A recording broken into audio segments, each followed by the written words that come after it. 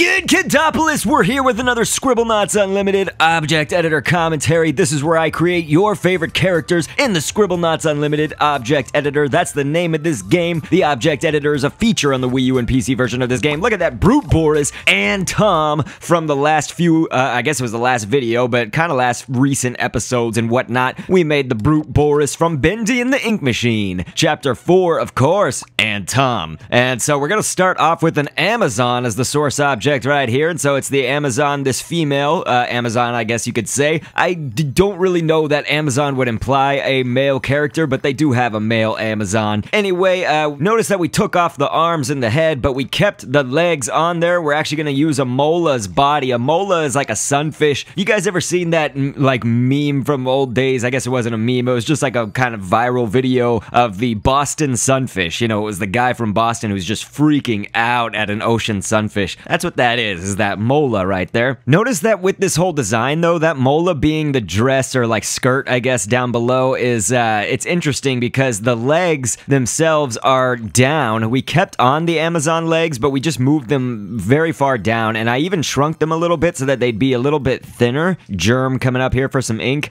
We also had two glow sticks, so one glow stick went across her chest and body and whatnot to be the rope going across there.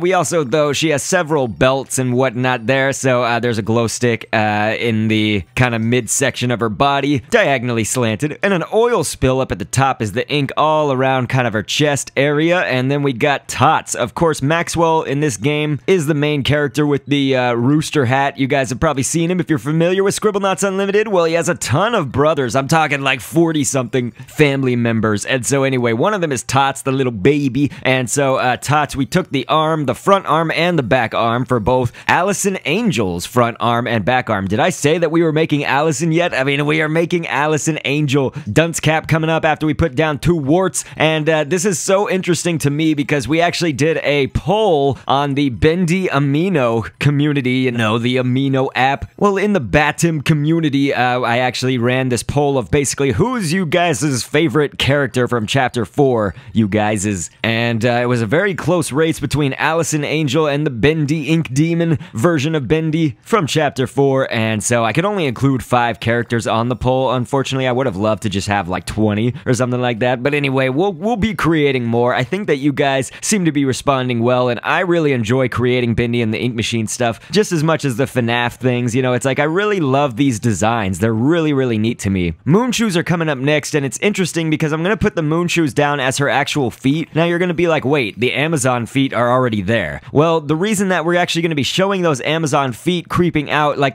basically where her shins are right now, we're actually putting down the corned beef right now. This will be for like her shoes have these buckles, so like there are these big boots, and she looks kind of like she's got these adventurer boots on, and they got the buckles there kind of near the shin. But right above that, if you look at her design, and you'll see this, I always show a comparison between the real character and then the Scribblenauts creation, and you'll notice in the comparison just where that buckle is on the boots, her, well, I guess the top of her boots kind of come out a little bit, so they extend just beyond the leg in both directions. And so that's actually why we kept on those Amazon legs right there, just kind of trying something new and fun. But you know what, we're at the properties editor. This is where you can edit health and other kind of behind the scenes things about your creation, things like what the audio would sound like when your character speaks or whatever, what other objects react to them like, and stuff like that. I like to read background information and fun facts when we get here though, so let's go for it with Allison Angel, who's a character from Bendy and the Ink Machine. Specifically, we see her in Chapter 4 along with Tom. Now, her name isn't verbally spoken, which I said the same for Tom in the last video, but in looking at the game's files as well as Wikia pages and more, we can see that they call this alternative form of Alice Angel by the name of Allison Angel. She has a lot of similarities to Alice Angel's demon-like form that we saw, but obviously she has a much more clean face with no demon signs, at least seemingly to speak of right now. Her hair is in a ponytail, so when we make her head, we'll show that off, but we're probably gonna have that more kind of to the side for our creation's purposes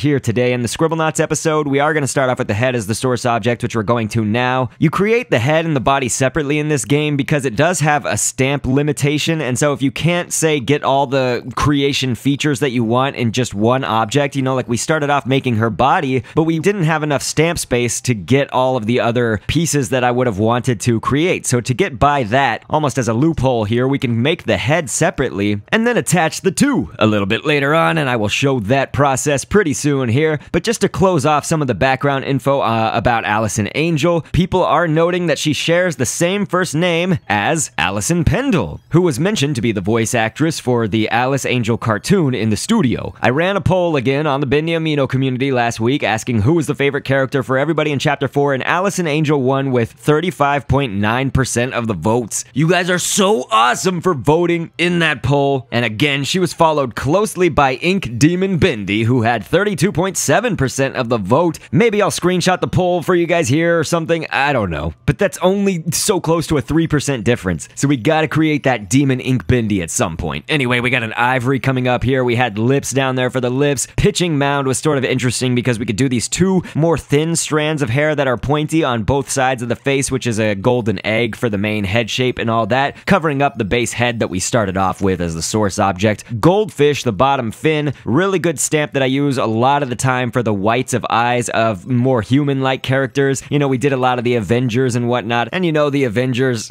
human characters, well, just by physical appearance we should say, but most of them had that goldfish bottom fin as the eyes, or the white of the eyes, the main shape. And so if you take a P, then that is right now for her iris. I'm just sort of moving a lot of things around. This is going to take a lot of just positioning things in the correct spot that I want, because we did also use a scorpion, the upper middle tail piece, that is for her nose, but I'm also going to use a jellyfish. There's like a tentacle piece that's just looks like a straight up line. It's right near the jellyfish's body. You could do it on either side, I think, of the jellyfish, but anyway, I use that as some lines right there for her nose. And this is going to be interesting. So around her eyes, we're going to do a thumbprint. So if you take the thumbprint, move it behind that goldfish fin, and just really shrink it to where it's just only a few sizes up from the eye, from that size. You can notice that in the design if you really look closely at Allison Angel, and honestly, they do this on a lot of the Bendy characters, is they look like they have little scribbles or ink on them, and so like around her eyes, she has these kind of line shapes that look like, again, more scribbly, I guess. And so that's what I thought would be really cool if we did those thumbprints right there to do that. So looking good, everybody. One thing that I always found really interesting about Alice Angel, just the character in general for either the cartoon or when we see Alice kind of in the demon form, or even Allison Angel right here, is they do have the halos either represented by a headband or an actual halo. So of course Allison Angel kind of has this headband on that could be like a halo, but then they also do have the demonic horns or whatever. And so Allison Angel, her horns are more broken off. And so to do that, we do have Fang as the horns, but then of course on that Fang to our left, but it's the horn on the right side of Allison Angel's head, if it was her, we put down ink. So there's just kind of an ink blot to cover that up. And then I did a dot on the other side to show that it's more rounded off rather than a complete horn on the Fang. And so Kraken, right here, if you take this specific end tentacle piece of the Kraken, it's not the very, very end though. It's like right next to the very, very end of their tentacle parts of the Kraken right there. I'm going to use that for the ponytail. Now again, this is almost like rocking a side ponytail a little bit, although the viewing plane, stamp limit reached by the way, the viewing plane of all Scribblenauts characters, you know, usually when we create them in this series and in this episode, it works really well like this, but it's like a quarter turn view. So it's not completely horizontally looking at the character from the side, and it's not like right head on straight. So it's a little bit in between those two viewing planes, if that makes sense. So in the scripting or the properties editor for the head object that we've created right now, we want to go down to the equipment tab right here and fill in that circle. It's the second one from the very bottom. It says can be worn on the face like glasses. So fill that in. Just make sure you can see I'm turning it on and off right here on screen. So when you've got that filled in, basically, then you can give the head object to the body object when we have them both in the game. So actually, I'll show you that process right now, kind of piece by piece. So there's Allison Angel's head hanging out on the ground right there, and there's Tom. We got our completed Tom from last episode. Again, go check it out. So notice that I just gave the head object to the body object as if I was putting something into its hands, but notice that the head is off a little bit. It's too high, and it's also back kind of to the left too much. And so we're gonna move it by basically then editing the body object in the object editor once again. There's a button on the left side panel of buttons that you can click right here that have all your commands and stuff. It turns on these green grids. It's that top right button there on the left side. And so when you turn on those green grids, there's obviously a big blank space for where the head is supposed to be, but you can see the head grid. So you can then just move that around to where you need it to go. And so for the Allison Angel creation, I just had to move it down a little bit, very, very slightly, and then to the right, you know, so that the head was moved forward some. Now, these were created at two vastly different times. I created Alice Angel, this demon form, almost a year ago. Of course, when Chapter 3 was out. We are gonna have them fight. You guys know it, of course, so let's unstill all of them. They all have the still adjective on right now, and so we'll do that. And we will make, of course, this demon Alice hostile, but one thing that I did want to note is that, of course, that demon version of Alice Angel, I created her all white. Now, that's something that you certainly could do. It's just that the lighting in Bendy and the Ink Machine, you know, they have these kind of sepia tones in the games, and so that yellowish sepia kind of color that I created Allison Angel with and Tom and whatnot,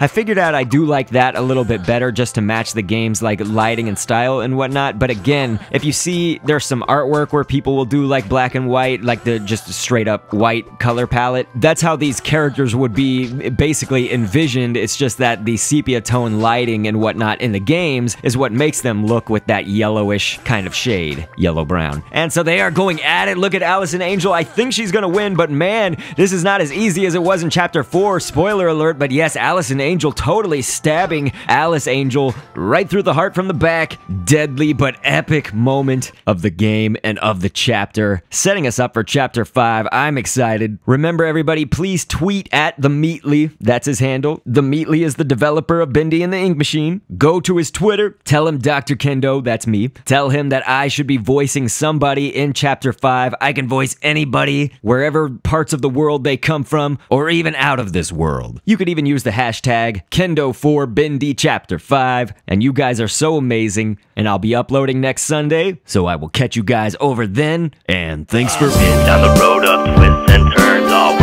anxious to see what's within. We can look ahead to the point of no return, to the rest of our lives as the spectacle begins. I've been down the road of twists